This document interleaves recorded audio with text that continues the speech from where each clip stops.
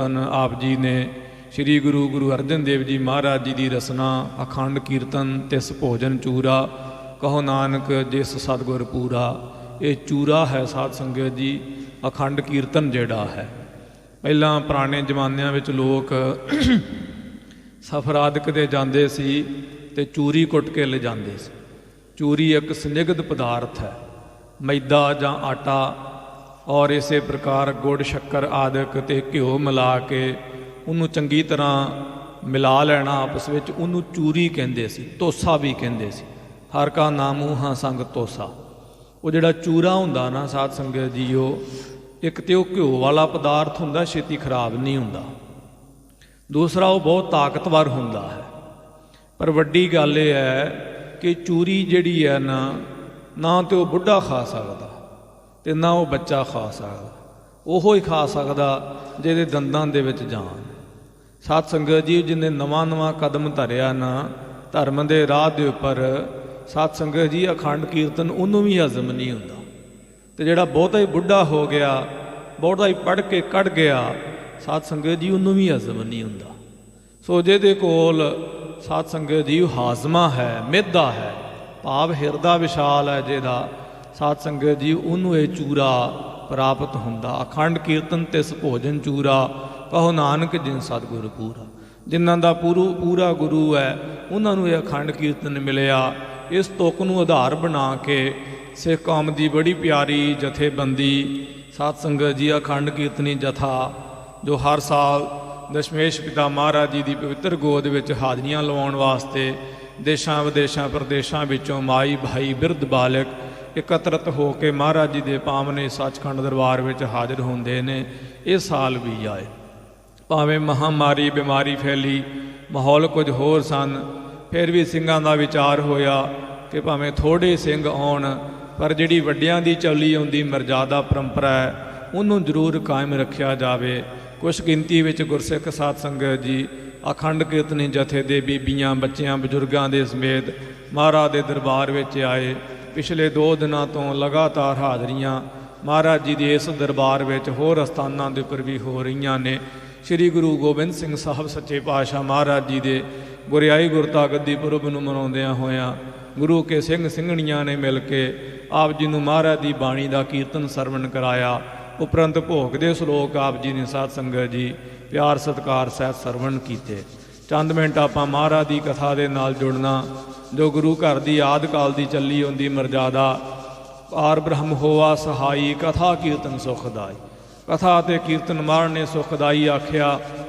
ये सुख देण वाली गुरु नानक दे घर की बड़ी वड्डी नियामत है। साध संगत जी अज की कर रहा सी साध संगत जी, दिन प्रत शरधा अधिक बढ़ावै, जगे भाग कहो कौन सिखावै। जिहदे भाग जाग पैण उन्होंने कोई सिखाउंदा नहीं। हुण कीर्तन विच कुछ सिखाया थोड़ा ना जांदा, कीर्तन विच कुछ नहीं सिखाया जाता, वो तो एक दिल नूं पिघलाया जाता। जिवें दिल पिघल गया, पानी पिघल गया तो उन्हें अपने आपे निवाण वाल नूं जाना। जो बर्फ है तो चंदरी बर्फ ही रहेगी, वो भावें तीर भी मारो उन्होंने कुछ नहीं होना, पत्थर भी मारो उन्होंने कोई ज़्यादा फर्क नहीं पैना। थोड़ी बहुती भावें खुरजे तो खुरजे। जे पानी खुर गया वो निवाण नूं, जे हिरदा खुर गया तो साध संगत जी वो गहराइयां नूं गुरु नानक की दृढ़ता नूं पर्याप्त होवेगा। तो ये गरीब नवाज महाराज जी की बख्शिश है। इस जथे संगत उपर सतगुरु जी महाराज रहमत करन। जिवें पहले सिंह किन्नी किन्नी बाणी कंठ करके महाराज की साध संगत जी बाणी पढ़ते, मर्यादा होंदी, जिन्हों शब्द नहीं कंठ उन्होंने पढ़न ना देंदे। और घरां विच भी जे कोई प्राहुणा आउंदा, कोई मेहमान आउंदा, हल्का फुल्का जल पानी प्रसाद पानी उन्होंने छका के फिर कीर्तन करना सारिਆਂ ने मिल के, ताई तो कीर्तनीए कहंदे ने। कीर्तन करना उपरंत फिर प्रसाद पानी ग्रहण करना, बच्चों को भी गुरमत महाराज के केसां सुआसां की ककारां की दृढ़ता प्रपक्ता सिखाउणी। साध संगत जी गरीब नवाज महाराज कृपा करन। फिर वो हिरदे विचों हूक निकलती सी, हूक कढ़नी ते हूक निकलनी। दिन रात का घट्टो घट जिमी असमान का घट्टो घट दिन रात का साध संगत जी ये फासला है, ज़्यादा नहीं तो दिन रात का फासला। वो केसो केसो कूकी है, वो कूक वो अंदरों निकलती सी। वो कूक सूफियां विच भी निकलती, सूफियां दे विच भी ऐसे लोग है। ਹਿੰਦੂਆਂ ਵਿੱਚ ਵੀ ਹੈਗੇ, ਈਸਾਈਆਂ ਵਿੱਚ ਵੀ ਹੈਗੇ ਨੇ ਸਾਧ ਸੰਗਤ ਜੀ। ਸੋ ਜਿਹੜੇ ਕੂਕ ਕੇ ਪਰਮੇਸ਼ਰ ਨੂੰ ਚੇਤੇ ਕਰਦੇ ਨੇ, ਉਹ ਅੰਦਰੋਂ ਕੂਕ ਨਿਕਲਦੀ, ਅੰਦਰੋਂ ਪੁਕਾਰ ਨਿਕਲਦੀ, ਅਣਚਾਹੇ ਨਿਕਲਦੀ ਆ ਸਾਧ ਸੰਗਤ ਜੀ।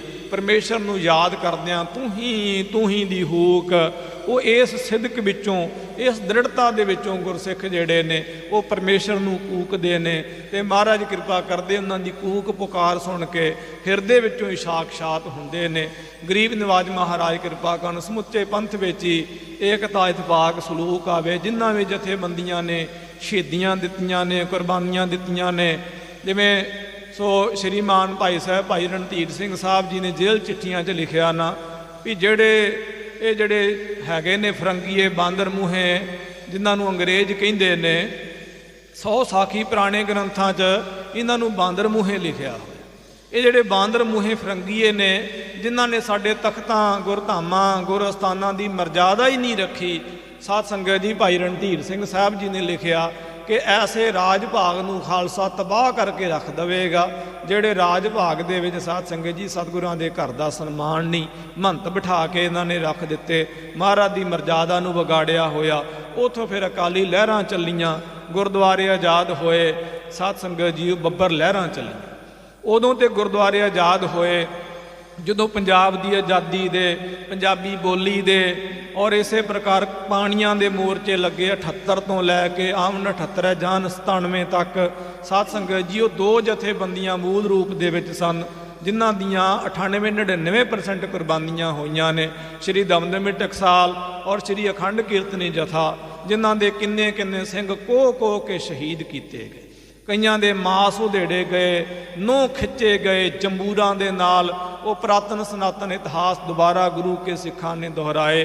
ਜੇ ਇਤਿਹਾਸ ਨਾ ਦੁਹਰਾਏ ਜਾਣ ਤੇ ਉਹ ਇਤਿਹਾਸ ਮਿਥਿਹਾਸ ਬਣ ਜਾਂਦੇ ਨੇ।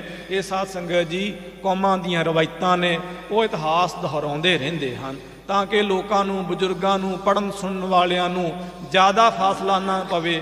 ਕੁਝ ਸਦੀਆਂ ਜਾਂ ਕੁਝ ਦਹਾਕਿਆਂ ਤੋਂ ਜ਼ਿਆਦਾ ਇਤਿਹਾਸ ਵਿੱਚ ਫਾਸਲਾ ਨਹੀਂ ਹੋਣਾ ਚਾਹੀਦਾ, ਨਹੀਂ ਤੇ ਲੋਕ ਉਹਨੂੰ ਮਿਥਾਸ ਕਹਿਣ ਲੱਗ ਜਾਂਦੇ ਨੇ। ਇਤਿਹਾਸ ਨੂੰ ਜੀਵਤ ਰੱਖਣਾ ਹੈ ਤੇ ਕੁਛ ਨਾ ਕੁਛ ਬਜ਼ੁਰਗਾਂ ਪੁਰਖਿਆਂ ਵਰਗਾ ਕਰਨਾ ਹੀ ਪੈਣਾ ਹੈ, ਤਾਂ ਕਿ ਆਉਣ ਵਾਲੀਆਂ ਕੌਮਾਂ ਕਿਤੇ ਸੁੱਤੀਆਂ ਹੀ ਨਾ ਰਹਿਣ। ਕੁਝ ਸਮੇਂ ਲਈ ਭਾਵੇਂ ਸੌਂ ਜਾਣ, ਰੈਸਟ ਹੋ ਜਾਵੇ, 5-7 ਘੰਟੇ ਜਿਵੇਂ ਆਦਮੀ ਸੌਂਦਾ, ਪਰ ਸਦਾ ਲਈ ਸੁੱਤਾ ਹੀ ਨਾ ਸੌਂ ਜਾਏ, ਕਿਤੇ ਸੁੱਤਾ ਹੀ ਨਾ ਮਰ ਜੇ। ਇਸ ਵਾਸਤੇ ਇਤਿਹਾਸ ਨੂੰ ਦੁਹਰਾਉਂਦੇ ਰਹਿੰਦੇ ਨੇ। ਸਤਿਗੁਰੂ ਸੱਚੇ ਪਾਤਸ਼ਾਹ ਮਹਾਰਾਜ ਕਿਰਪਾ ਕਰਨ, ਇਹਨਾਂ ਗੁਰਸਿੱਖਾਂ ਦੀਆਂ ਕੁਰਬਾਨੀਆਂ ਵਿੱਚੋਂ ਜਿਹੜੀ ਨਾਮ ਕੀ ਰੰਗਤ, ਸਿੱਖੀ ਮਰਜ਼ਾਦਾ ਦੀ ਦ੍ਰਿੜਤਾ, ਪਰਪੱਕਤਾ, ਮਹਾਰਾਜ ਦੇ ਗੁਰਮਤਿ ਵਿਵੇਕ ਔਰ ਬਾਹਰਮੁਖੀ ਵਿਵੇਕ ਦੀ ਜਿਹੜੀ ਗਰੀਬ ਨਵਾਜ ਮਹਾਰਾਜ ਨੇ ਕਲਾ ਵਰਤਾਈ ਹੈ, ਉਹ ਜੁਗਾਂ ਤੱਕ ਕਾਇਮ ਦਾਇਮ ਰਹੇ। ਗਰੀਬ ਨਵਾਜ ਮਹਾਰਾਜ ਕਿਰਪਾ ਕਰਨ, ਹਰ ਸਾਲ ਗੁਰੂ ਕੇ ਗੁਰਸਿੱਖ ਦੇਸ਼ਾਂ ਵਿਦੇਸ਼ਾਂ ਪ੍ਰਦੇਸ਼ਾਂ ਵਿੱਚੋਂ ਮਹਾਰਾਜ ਦੇ ਇਸ ਪਾਵਨ ਦਰਬਾਰ ਦੀਆਂ ਰੌਣਕਾਂ ਵਧਾਉਂਦੇ ਨੇ। ਇੱਥੋਂ ਦੇ ਬੱਚੇ, ਬਜ਼ੁਰਗ, ਨੌਜਵਾਨ, ਸੇਵਾਦਾਰਾਂ ਦੇ ਸਾਰੇ ਹੀ ਯਾਦ ਕਰਦੇ ਰਹਿੰਦੇ ਕਿ ਸਾਲ ਬਾਅਦ ਜਥੇ ਦੇ ਸਿੰਘ ਆਉਣ, ਵਾਹਿਗੁਰੂ ਮੰਤਰ ਦੀ ਧੁਨ ਉਠਾਉਣ। ਸਤਿਗੁਰੂ ਸੱਚੇ ਪਾਤਸ਼ਾਹ ਮਹਾਰਾਜ ਕਿਰਪਾ ਕਰਨ। ਸੋ ਇਸ ਵਾਰ ਇਸ ਬਿਮਾਰੀ ਮਹਾਮਾਰੀ ਨੂੰ ਦੇਖਦਿਆਂ ਚੰਦ ਸਿੰਘ ਸਿੰਘਣੀਆਂ, ਬਜ਼ੁਰਗ, ਬੱਚੇ, ਮਾਈ ਭਾਈ ਮਹਾਰਾਜ ਦੇ ਦਰਬਾਰ ਵਿੱਚ ਇਕੱਤਰਤ ਹੋਏ। ਸਤਿਗੁਰਾਂ ਦੀ ਚੱਲੀ ਆਈ ਮਰਜ਼ਾਦਾ ਨੂੰ ਨਿਭਾਉਣ ਦੇ ਵਾਸਤੇ ਜੋ ਵੱਡੇ ਮਹਾਂਪੁਰਖਾਂ ਨੇ ਔਰ ਸਿੰਘ ਸਾਹਿਬ ਭਾਈ ਮਾਨ ਸਿੰਘ ਸਾਹਿਬ ਜੀ ਦੇ ਗੂੜੇ ਇਤਫਾਕ ਤੇ ਪਿਆਰ ਸਲੂਕ ਵਿੱਚੋਂ, ਰੂਹਾਨੀ ਰਸ ਵਿੱਚੋਂ ਇਹ ਪਰੰਪਰਾ ਪੈਦਾ ਹੋਈ।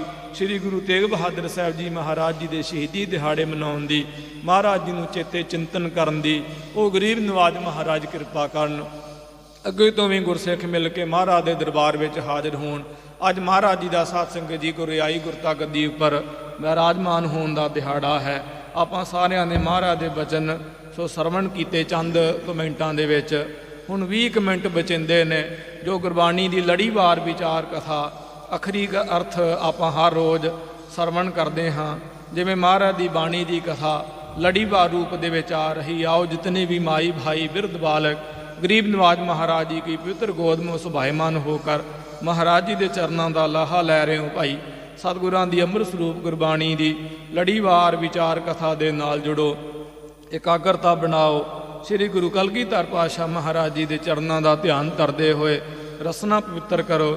ਪਿਆਰ ਦੇ ਨਾਲ ਗੱਜ ਕੇ ਆਖੋ ਜੀ ਸਤਨਾਮ ਨਾਮ ਸ੍ਰੀ ਵਾਹਿਗੁਰੂ ਸਾਹਿਬ ਜੀ। ਪਿਆਰ ਨਾਲ ਫਿਰ ਆਖੋ ਜੀ ਸਤਨਾਮ ਸ੍ਰੀ ਵਾਹਿਗੁਰੂ